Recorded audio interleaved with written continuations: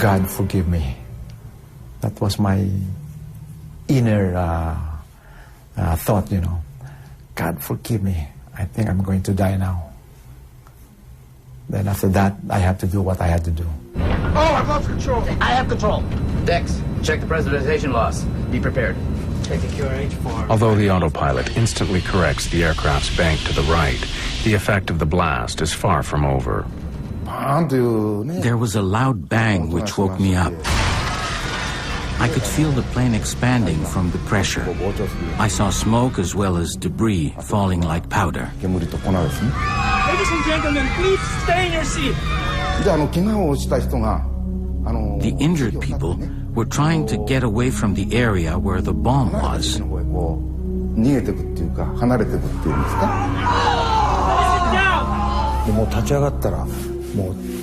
I stood up and saw that a lot of people were bleeding. I thought my life was over. Stay in your seat, please. The cabin crew's first priority is to stop passengers leaving their seats. Yukihiko Osui is sitting in the row directly behind the explosion. Both his legs are badly wounded. Steward Fernando Bayot moves him away from the blast site.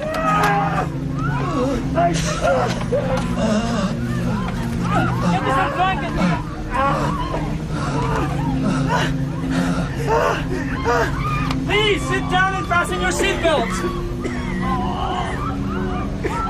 Bayot now turns his attention to Haruki Ikigami. He is swallowed by the smoking hole where seat 26K used to be.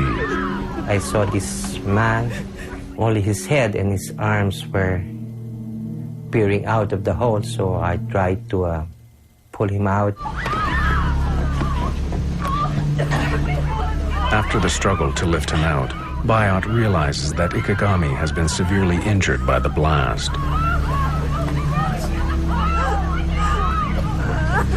Within a couple of minutes, he dies.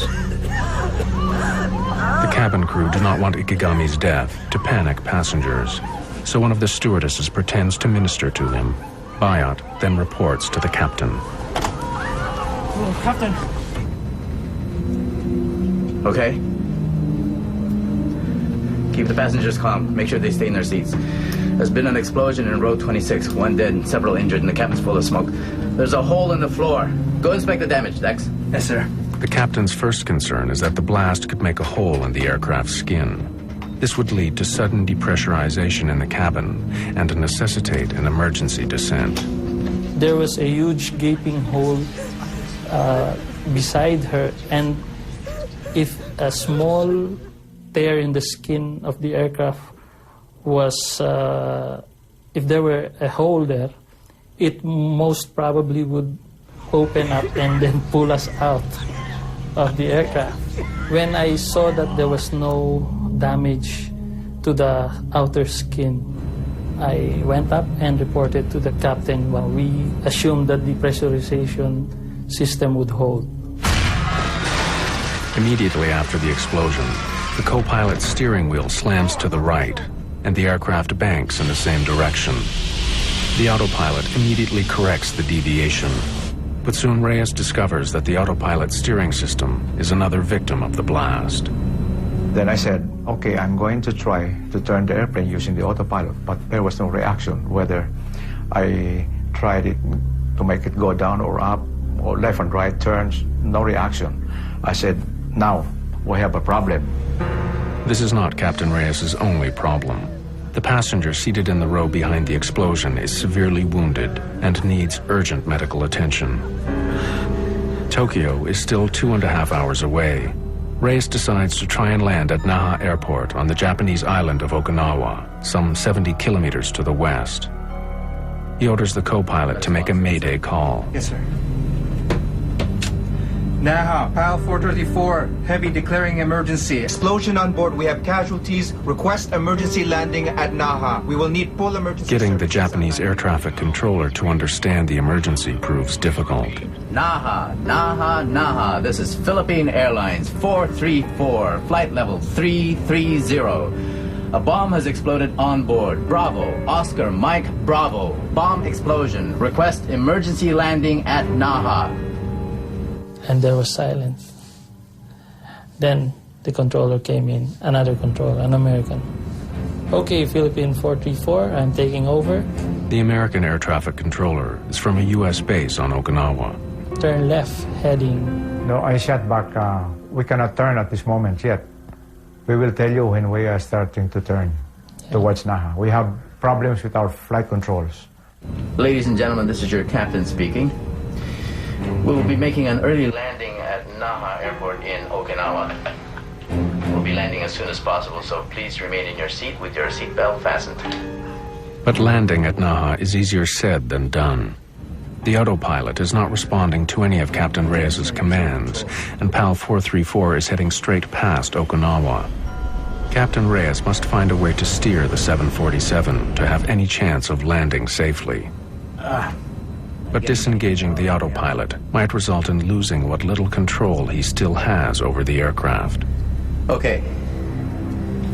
Let's keep the seatbelt sign on. When we disengage the autopilot, we might lose control, so be ready. Since the autopilot won't react to any inputs that I make, I was scared if I disengage the autopilot, the aircraft might make a sudden bang to the right that we might not be able to control. At a count of 3, I'll disengage. 1, 2, 3.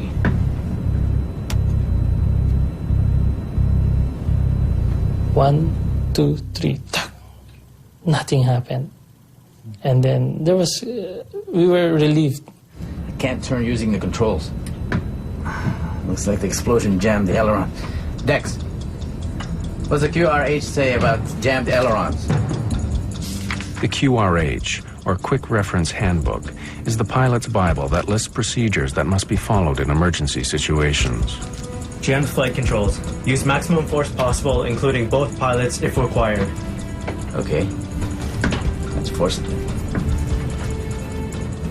Captain Reyes tries brute force to activate the ailerons, the panels on each wing which turn the aircraft. Since the explosion, he can only fly straight. Not getting anything from the ailerons. Can't get off this heading. Okay. Re-engage the autopilot while I work out our options. It's taking much longer to land than was announced. We were told it would only be 20 minutes, but it was really 1 hour before we landed. It was very frightening. Although they survived the bombing, passengers are now getting anxious about landing safely at Naha Airport. Since there was so much time before landing, I started writing a will. I wrote the will to my son, telling him to be strong. As PAL 434 is about to leave Okinawa behind, Captain Reyes comes up with another plan. We gotta turn. We'll have to use differential power. Disengage auto throttle. Pull back 3 and 4. Captain Reyes increases thrust to the engines on the left-hand side of the plane and reduces power to the engines on the right. Very slowly, the aircraft starts to circle right. He then lowers his speed to make a tighter turn. With guidance from air traffic control, he hopes the maneuver will eventually line him up with the runway at Naha. So while we were descending on low speed, I tried to test the flight controls, and there are some little reactions. The elevator is beginning to respond. The elevator is a control that makes the plane ascend and descend. 250 knots. Flaps 1 on. In order to land safely, Captain Reyes will need at least minimal control over the elevator and rudder. As PAL 434 nears Naha, he continues to reduce his airspeed. Flaps 10. Flaps 10 set. Speed 225. Okay, she's turning. Sir, if we reduce our weight, we will be able to reduce our approach and landing speeds. Suggest we dump fuel. Sige, magaling. Reyes orders the flight engineer to dump 36 tons of fuel. Less fuel means less strain on landing gear and brakes at touchdown. Check. As they approach the airport, Reyes worries that the bomb may have done more as yet unknown damage to the aircraft. I'm not certain our landing gear will hold up. Strap yourself in. I'll breathe the bursar.